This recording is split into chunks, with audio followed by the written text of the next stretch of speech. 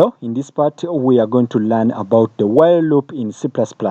So the while loop is used when we want to repeat a block of code as long as a condition is true. So let's understand it step by step. A while loop checks a condition before running the loop body. Okay, so if the condition is true, the loop runs, and if the condition is false, the loop stops. Okay, so let us take a look at the syntax of a while loop. Okay, so let us take a look at here in our VS Code. So if I try to type while and I press enter, we are going to generate this code boilerplate code. Okay, so here we are going to have while. We use the while keyword, then a set of parentheses, pair of parentheses, in which we are going to put our condition, which when evaluates to true, we are going to run this block of code. Okay, so from there, let us try to have a simple example. Okay, so a simple example, let us try to create our variable here. Let's set it to be I, and let us set it to be 1. From there, let us add a condition here. So while so what does it do? Let me show you something. Let me explain to you how the while loop works. So the condition is checked first. We first check this condition. First check the condition. Okay, so if the condition is true, the loop body executes. This loop body executes. Okay, so the condition is checked again. Okay, and this continues until the condition becomes false. That's why the while loop, when using while loop, it's easier to create an infinite loop. Okay, so if we can create an infinite loop like this. If this one is true, if this condition is true, okay, if we have a true inside or a 1 inside, which is a true, this block of code is going to run an infinite number of times. Okay, because there is no way how we are going to get access to this one, to this condition, and we change it. Okay, there is no way.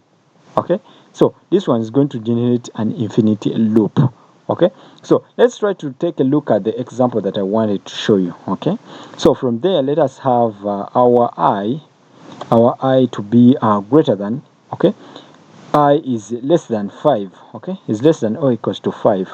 And let us have, so this is the condition. As long as I is less than or equals to 5, we are going to run this block of code. Okay, so let us run something, see out. We are going to output something I. Okay, we are just going to output I, and let us end our line like that. From there, let us increment our I. Okay, so that it reaches a time when it's no longer less than or equals to 5. Okay, so from there, let us try to compile. After compiling, let us try to run our program. After running our program, we are going to, after compiling, we are going to run our program. From there, we are going to get 1, 2, 3, 4, 5. As you can see, we have got 1, 2, 3, 4, 5. Okay, so when we increment, at first we check if I is less than or equals to 5. And in this case, it's still 1. Okay, which means I is less than or equal to 5. And this condition is true, which means we are going to output I, and we increment I. So when we increment, I is now containing 2. We check the program. 2 is less than or equals true to 5. It's true. We run again the program. We increment until when I is equals to 6. When it's equals to 6, we check 6 less than or equals to 5. Which is false. Then this body is not going to run. We are going to exit out of the loop. Okay, so from there, let me show you something else.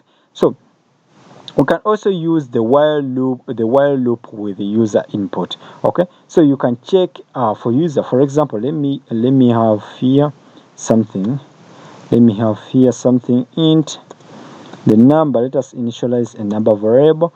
From there, let us output enter a number like that. So from there, let us add something like that. From there we are going to get something. We are going to get our number like that. Okay, from there we're going to check if our number, while our number is not equals to 0, okay. If it is not equals to 0, then we are going to enter this one. Okay, if it is not equals to 0, what we are going to do, we are going to type this one. We're going to get this one out, C out. We're going to get this one, C out, and then we say that you entered something, which is this one. You entered your number there. Okay, from there. So after doing that, what else can we do? We are going to output enter a number 0 to what, to stop. Enter the number 0 to stop. Okay, so from there, after there, we get, from there we're going to ask the user to enter 0 to stop. Okay, so from there we can now store our, get the number. Let's get the number like that. Okay, so what this code is going to do is we are going to check. So we are going to check, to ask the user to enter the number. Okay, and we are going to get the number, and we store it in our number variable. From there we are going to check this condition. If our number is not equals to 0, if the number that the user has entered is not equals to 0, then we are going to print this one out. Okay, you have entered, you entered. Okay, as long as it's not equals to 0, we are going to print out this piece of code. Okay, this piece of code, we are going to print it out. Okay, so here we are going to enter a number 0 to stop, like that. Okay, so after there, if the user enters 0, then we are going to store a 0 in the number, and if we check 0 not equals to 0, and if it is true, if it is true, if it is false, then we are going to exit out. Okay, so if we try to compile, let's try to compile, and then we run our program. When we try to run, we are going to get enter a number. So the number we are going to enter is 3. As you can see, you entered 3, enter a number to stop. Enter a number which is 0 to stop. So if I enter 3, we are going to get 3 again.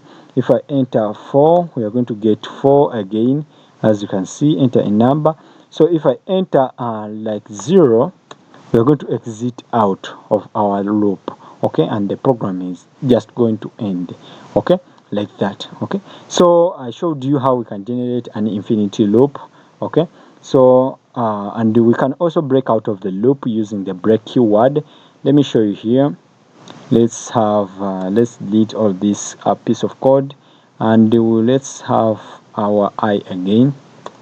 So let's have int I, let us set it to be 1.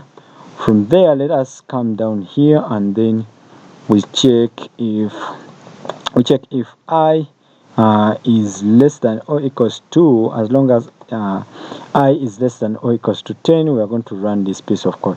So if but we don't want to run until I is equals to 18, is equals to 10. We don't want. Okay, so what we are going to do, we are going to check if I is equals to what, to 5. Then what we are going to do is we are going to break out of our loop like that. Okay, so otherwise we are going to output something. We are going to output I, we're going to output our I, and we end our line like that. Okay, so from there we need to increment. Okay, so that we don't remain with one I. Okay, so we need to increment, just increment, add 1 to the previous I. We try to compile, and we try to run. Okay, so when we try to run, we are going to get up to 4. Okay, so we get 1, 2, 3, and 4. Okay, up to 4. When we reach at 4, then when we reach at 4, we check the condition. If it's still true, we are going to check for this one. If I is not equals to 5, then we are not going to break out. Then we increment again. Okay, so after incrementing, I is going to be equals to 5. Okay, so we are going to run this block of code again, because 5 is less than 10. From there, we are going to check I equals to 5. If it is equals to 5, if this condition is now true, then we are going to break out of the loop. Okay, because this break breaks out of anything. Okay, anything breaks out of this like code of this like block of code. Okay, so that's it about the while loop. Okay, that's it about the while loop. Please play around with it. Okay, but before we stop, okay, let me show you how we can skip an iteration using the continue. Okay, so the continue statement skips the current loop iteration. Okay, so let us try to have, so if we have here our I, let us set it to be 0 right now, and let us try to check. So I, as long as I is less than or equals to 5, okay, if it is equals to less than 5, we are going to first increment. After incrementing, we are going to check if I is equals to, let us check, if I equals to 3. What are we going to do? We are going to skip continue. Okay, we are going to continue like that. So which means that let's add this semicolon here, and so which means that if we try to print it out, if we try to print our I with this line on this line, okay, if we try to print it out, if I is equals to 3, it means we are going to skip all the descending piece of code. Okay, we are going to skip it. Okay, and we are going to go on to the next iteration. Okay, so which means here we don't expect to print 3. Okay, so let's try to compile. We don't expect to get a 3. Let's see if we shall get a 3, but I don't expect a 3. Okay, as you can see, we get 1 and 2. Okay, why 1 and 2, why 1 and 2, why 1 and 2? So let's see. Oh, here we incremented twice, so let's remove this line. Okay, and we try to run our program. We compile again, and we run our program again. So what are we going to get? We are going to get 1, 2, and 4, 5. Okay, so we have got, let me try. We have got 1, 2, 1, 2, 4, and 5. Okay, so we have skipped 3. Okay, so that's it about while loop. Okay.